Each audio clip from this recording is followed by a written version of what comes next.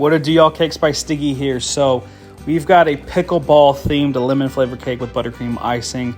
This is probably number 4 pickleball cake I've made.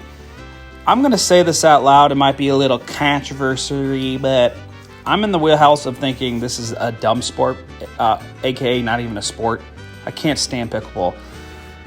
The amount of crash outs that I see in videos on social media is absolutely amazing. It's pickleball. If you don't want to get in the kitchen, stay out of it. And that's a double pun if you pickleballers know what I just said. Anyways, also, I'm just going to say this. I think if pickles were involved, it'd be a cooler sport. Anyways, please like, share, subscribe nationwide. Much love, y'all.